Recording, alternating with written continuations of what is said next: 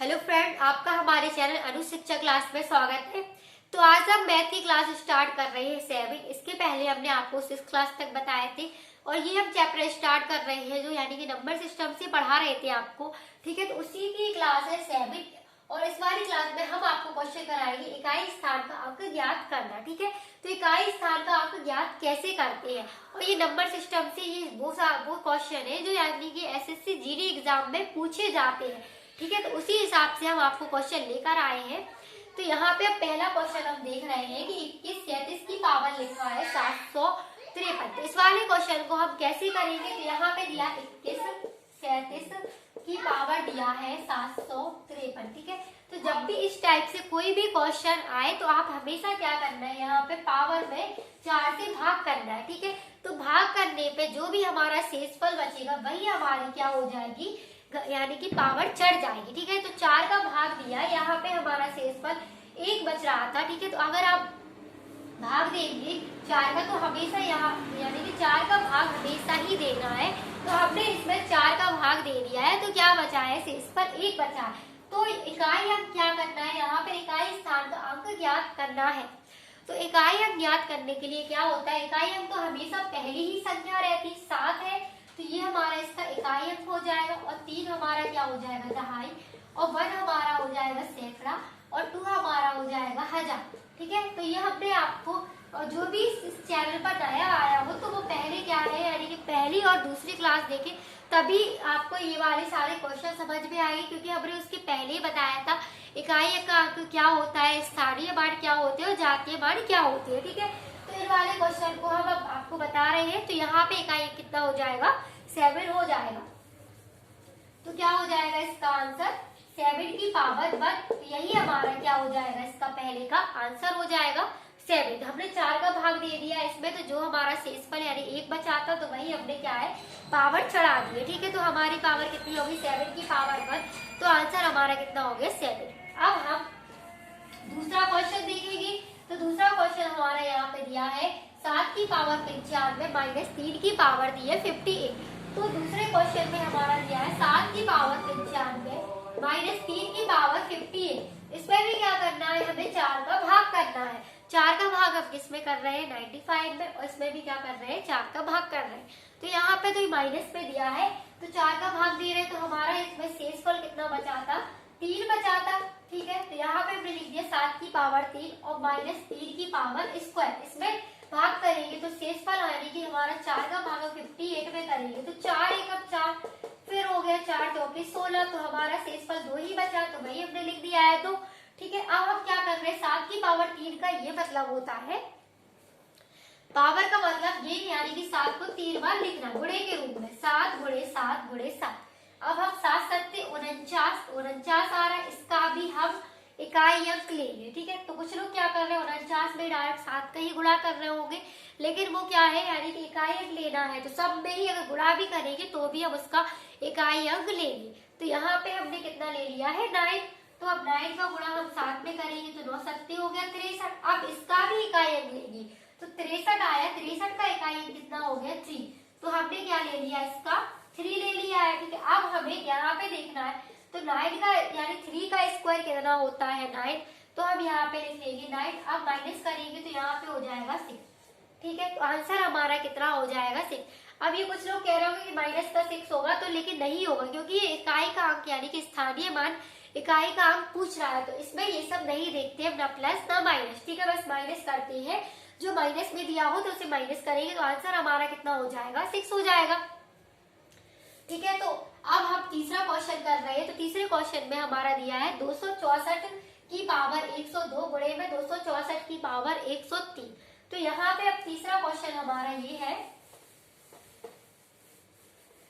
ठीक है, तो तीसरे क्वेश्चन में तो क्या समझ में आ रहा है कि यहाँ पे 264, ठीक है, तो ये दिया है हमारा 264 की पावर 102 गुणे में 264 की पावर 103। तो यहाँ पे क्या दिख रहा है, 264 और 264 सेम दिख रहा है, और क्या है, आधार सेम है। तो जब भी यहाँ पे आधार सेम होते हैं तो गुणे में घातें जुड़ जाती है। तो ये घातांक करने का फॉर्मूला होता है कि जब भी आधार सेम हो तो गुणे में क्या है, यानी कि घाते क्या हो रही है, जुड़ जाती है। ठीक है, तो घाते कैसे, यानी कि जब आपको घातांक करने वाला यानी कि चैप्टर समझाएंगे तो इसके फॉर्मूले बताएंगे। ठीक है, तो यहाँ पे आधार सेम है, जब भी आपको यहाँ पे अगर 4 दिया होता, यहाँ पे भी 4 दिया होता, तो भी घाते क्या हो रही है, जुड़ जाती है। तो कुछ भी दिया हो आधार सेम होना चाहिए, यानी कि 264 यहाँ है तो 264 यहाँ होना चाहिए, 7 यहाँ है तो 7 यहाँ होना चाहिए। ठीक, अब इनको जोड़ेंगे तो 264 की पावर 102 और 103 हो जाएगा 205 हो जाएगा। अब इसमें पावर में वही हमने बताया 4 से भाग करेंगे तो हमारा शेषफल बचेगा 1। तो 4 की पावर 1 इकाई अंक ले लिया हमने इसका 4, तो हो गया 4 की पावर 1, तो आंसर हमारा कितना हो जाएगा, 4 हो जाएगा।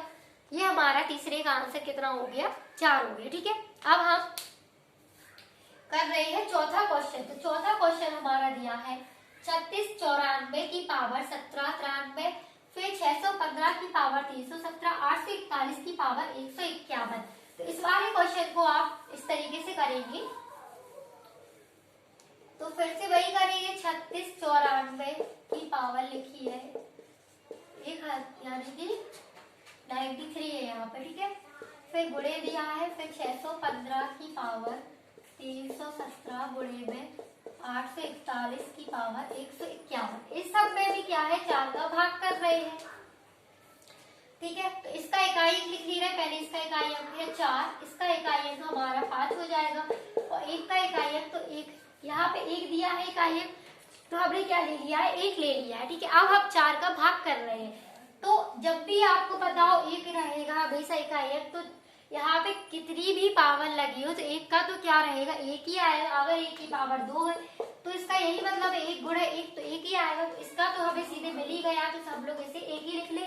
हम लोग यहाँ पे 4 का भाग नहीं दे रहे हैं, क्योंकि हमने 1 का तो हमेशा 1 ही रहेगा जो भी पावर है। ठीक है, तो इसमें हम 4 का भाग कर रहे हैं, तो इसका शेषफल हमारा 1 बचेगा, तो हमने 1 लिख लिया।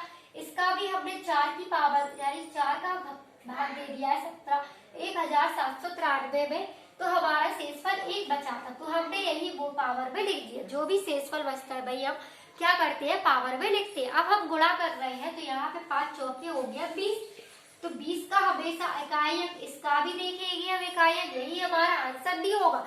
जब तक इकाई अंक आता रहेगा तब तक हम उसका इकाई अंक निकालते रहेंगे। तो इसका यानी कि 2 संख्या दी है गुणे करने में, तो इसका भी इकाई अंक निकलेगा, तो इसका इकाई अंक हमारा हो जाएगा 0, यही हमारा आंसर हो जाएगा। ठीक है, तो ये था हमारा चौथा क्वेश्चन। अब हम 5वें क्वेश्चन की बात कर रहे हैं। तो 5वां क्वेश्चन दिया है कि 35 गुणे में 36 गुणे में 52 गुणे में 69, फिर हमारा दिया है 86, फिर हमारा दिया है 69 अपॉन में दिया है 70। तो जब भी इस टाइप से क्वेश्चन आए तो हमेशा वो मिलता जुलता क्वेश्चन, मतलब ऐसा क्वेश्चन होगा कि जो भाग चला जाए ऊपर वाली संख्या में।